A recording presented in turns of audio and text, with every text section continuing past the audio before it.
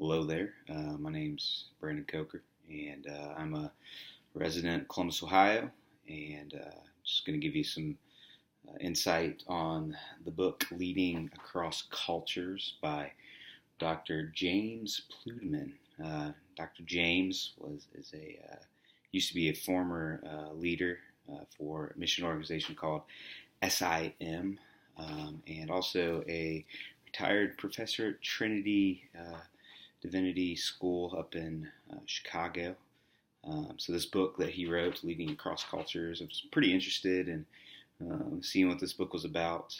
Just spent a little bit of time overseas and just kind of seeing leaderships and styles and just the differences. So just trying to get an idea of some different things that he kind of talks about, brings to the table in his book on cross-cultural leadership and the importance of it when it comes from a missional standpoint, and how important that is. And the great thing I think about his kind of experience that he comes from is being on the field and leading. SIM has, I think I read somewhere like 70 different nations involved, and so just his experience of working with different cultures and people groups, and some of the challenges I think that comes with it is pretty important, and also explained I think very well in this book. And he talks a lot about the importance of cross-cultural leadership. So SIM, they're kind of their I guess you'd say their mission is to plant churches, and so to be able to do that, you have to raise up leaders. That's an important part of it. But the way that I guess leaders are kind of built up looks maybe differently because of different things when it comes to values, communication, and just cultural differences. And because of that, it can cause a lot of problems and issues. And he kind of explains this a lot in his book. When you look at values from a cultural difference that happens. He uses one of the examples that really kind of hit home with me was just this idea of relationships and time. He said traditionally Western folks, people in North America, value time and punctuality and the importance of that, and meetings and agenda and getting things done quickly and efficiently. Where people specifically used Africa, served in Nigeria, they value relationships, and time really isn't of importance of them. And when you come with two different types of values on something like that, it can really cause a rift into, I guess, what people really see as important. And so if time and agenda is not something that you see as important, then they kind of look down upon one another in those situations and circumstances. And so Pluteman uses some really great examples of that. I find it very interesting as a person that can see both of those in my own life, obviously coming from more of a Western culture, but just kind of relating that to what I've seen on the field, as well as being in part of being in different countries and seeing their value and different things as well.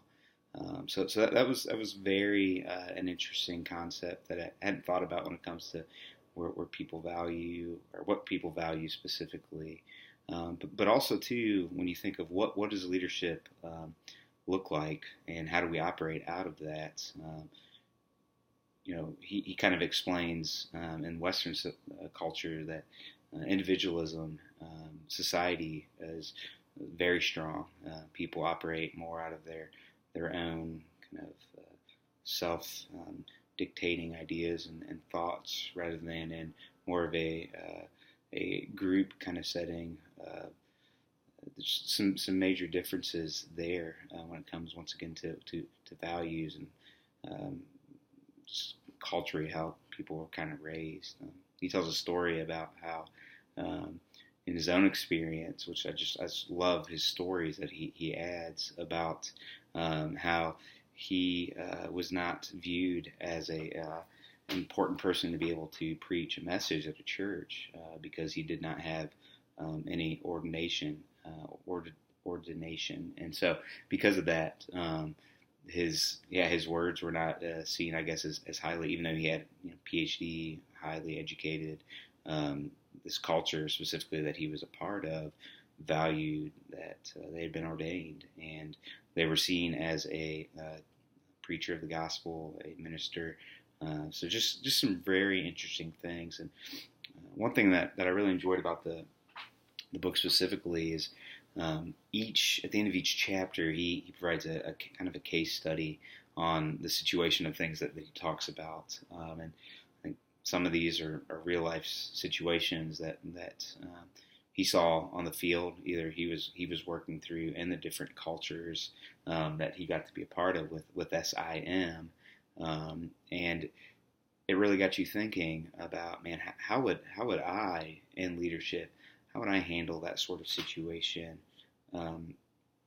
in my own life if I was a part of something that was happening here? I think Dr. Morello also kind of used some examples of some difficult situations in leadership that come about because of just sinfulness, or even just different cultural values or communication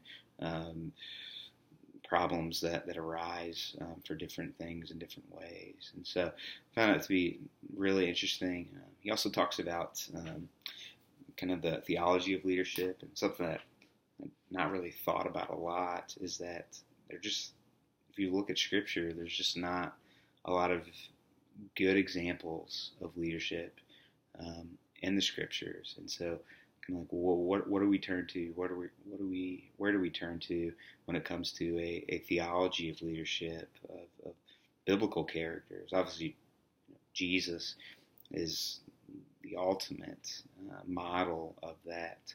But just to really think about that in your own lives, of like when we do see like biblical characters and that God purposely put in the leadership, and we see some great victories in those, but we also see a lot of failings and falling and brokenness in those decisions and whatnot as well. But I found that to be a very interesting thing that he brings up, in that we just don't have a lot of great examples, but obviously Jesus is the most important in that as well.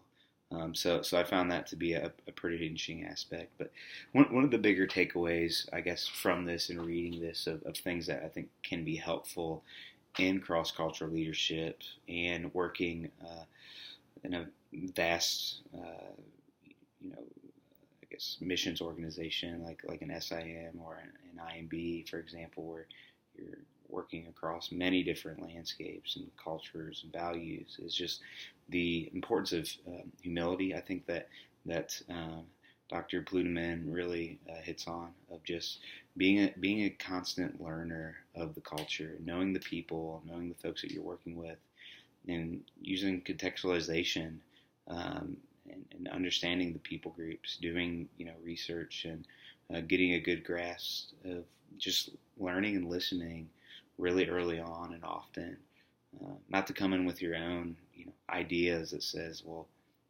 I'm an American and I've had success here doing it this way. Doesn't necessarily mean that that's going to be the case someplace different. And so having a heart of humility and coming in and learning and asking the right questions with the right people, I think plays a pretty important role in this. And I think Pluteman really shows that in his book and puts an emphasis on it. So not just humility, but also the idea of flexibility. People that have spent some time on the mission field probably see this as a very important aspect of what does it mean to be a missionary in a different culture, is to have a heart of flexibility, knowing that maybe your greatest values that you have, like that example of time, is not going to be that of the culture that you are entering in. And so having a heart and a mind of flexibility, I think, is a big aspect that we can take away from working with other cultures, with different people groups, and even other different nations, different people groups inside those places are very and very important. And so I think he does a good job of kind of summing that up of that, and ultimately that leadership is important, and we can work better together. I think with attitudes of humility, Christ-likeness, servant leadership, rather than trying to um, put together maybe our own agendas or our own ways that we think are going to work best, but to listen to the people there, ask good, faithful questions. And I think that through that, it can make a large difference in your ministry when you do things like that, when it comes to having a learner's heart and leading across different cultures, and also helping to develop leaders as well, sort of through that, because like Pluderman says in the book, there are different kind of theories of leadership outside of what we believe to be the way that we can best do that and implement that. So I think that's a really big thing that I learned from this book when it comes to just learning about different cultures and different peoples and groups, and how can we best lead and do that most effectively and efficiently, where we eliminate problems that could arise, I guess, from it, by just being faithful to the calling, but also faithful to the people there as well, and knowing just it's so incredibly important that we can learn so much from it. So it's a really great book. I think people that are going into a different culture that will have some leadership roles be a great opportunity for them to just learn and grow. Obviously, experience is the best teacher, but I think people can really set themselves up well by kind of understanding that people outside of the United States, I mean, it just looks differently, and obviously there are folks in different parts of the world that can be similar.